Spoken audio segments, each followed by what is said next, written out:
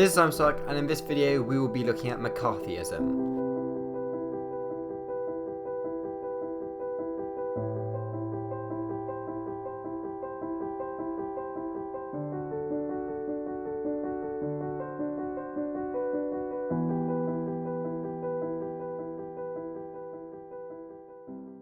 So by the start of 1950, there was a certain amount of panic in America about the Cold War. So firstly, Stalin had been able to consolidate his power in Eastern Europe, with only Yugoslavia, Greece and Turkey out of his control. The USSR had also successfully tested nuclear weapons in 1949 to end America's nuclear monopoly, and this had been made worse when it was revealed that the physician Klaus Fuchs had been spying for the Soviets during the Manhattan Project, and the Manhattan Project was the top secret collaboration between the US, Canada and Britain that developed the first atomic bomb during the war. And finally, by 1950, China had turned communist and had formed an alliance with the USSR. Now, all of these topics can be seen in previous videos. But all of these fueled fears in the US that there were communists in America subverting the US regime. So the House of Un-American Activities, also known as HUAC, was founded in 1938, yet it became permanent from 1945.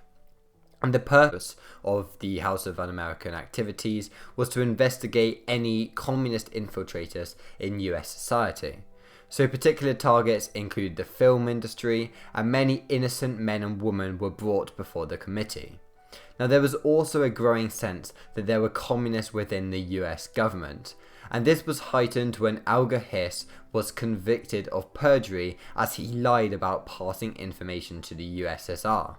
Now, Alger Hiss was a prominent member of Roosevelt's pre-war campaign, yet it was a communist journalist, Whittaker Chambers, who accused him of being communist. And when Hiss was convicted of perjury, he still received support from his friend Dean Acheson, which reinforced the idea that many of the US leaders were in some ways communist. Now, this particular incident meant that Truman was accused of being too soft on communism, and it gave rise to the Senator Joseph McCarthy. Well, this is why it's known as McCarthyism. So, McCarthy was the Republican senator for Wisconsin, and from 1950 to 1954, he worked hard to accuse prominent members of society as communists.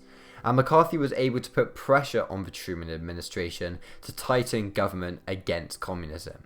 He claimed that there were many communists inside the US government who were influencing decisions, whilst condemning Truman and Roosevelt for being too soft on communism.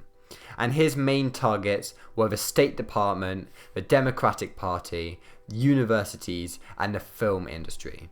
And his right-hand man was the head of the FBI, and this man was J. Edgar Hoover.